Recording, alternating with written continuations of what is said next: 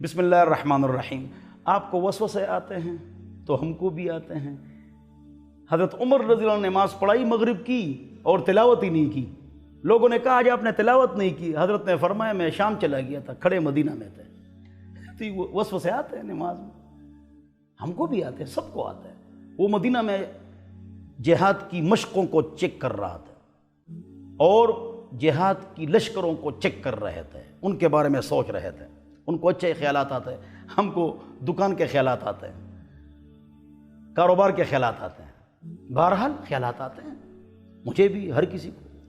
اللہ رسول دین اسلام کے خلاف خیالات آتے ہیں، قرآن کے خلاف خیالات آتے ہیں۔ جواب ثواب حضور کے پاس ہے۔ ہمارے دل میں ایسے گندے خیالات دین اسلام کے خلاف آتے ہیں کہ ہم مر جائیں، ختم ہو جائیں، کوئلہ بن جائے، آگ بن جائے۔ او قد وجدتموہ، تم نے ایسے خیالات پا لیے؟ حضور نے فرمایا تو نے کہا نعم، ہاں۔ حضور نے فرمایا ذاک صریح الایمان، یہ مضبوط ایمان کی علامت ہے۔ جہاں کچھ ہوتا ہے چور چوری کرتا ہے، لہذا خوش ہو جاؤ، پریشان نہ ہو۔ بہر یک ایمان ہزارہا شکوک است، ایک ایمان کے لیے ہزار شک ہوتے ہیں۔ شیطان کا مقابلہ کرو، کوئی گناہ نہیں، خوش ہو جاؤ۔ ان اللہ تجاوز عن امتی ما وسوست به صدورها ما لم تعمل او تکلم او کما قال مشکاہ جلد نمبر 1 باب فی الوسوسہ۔ فرماتے ہیں کہ میری امت کے دل میں جتنے وسوسے آتے ہیں معاف ہے، بس خوش ہو جاؤ، کوئی قصدن نہیں لاتا ہے۔ نماز میں وسوسے آتے ہیں معاف ہے، ویسے وسوسے آتے ہیں معاف ہے۔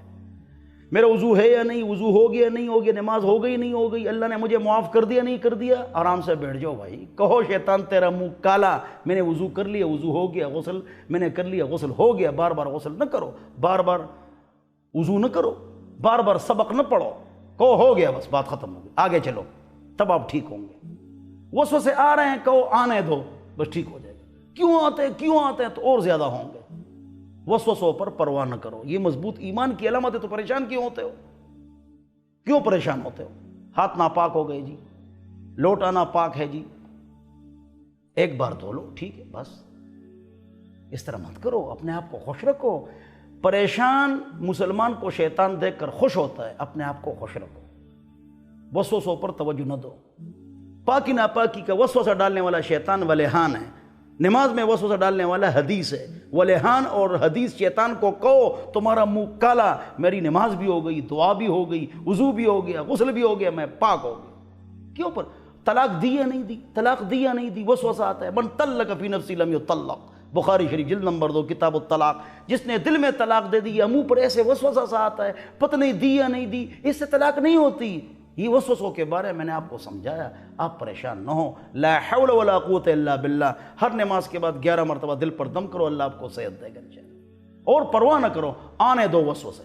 جی نیند نہیں آتی تو یہ کہو شکر ہے کہ نیند نہیں آتی، تو نیند آ جائے گی۔ نہیں آتی ہے، شکر ہے کہ نیند نہیں آتی۔ وسوسے کہو آنے دو، کچھ بھی نہیں ہے، کوئی گناہ نہیں ہے، تو پھر آپ ٹھیک ہو جائیں گے۔ نیند نہیں آتی، آج میں 6000 مرتبہ درود شریف پڑھوں گا، نیند آ جائے گی انشاءاللہ۔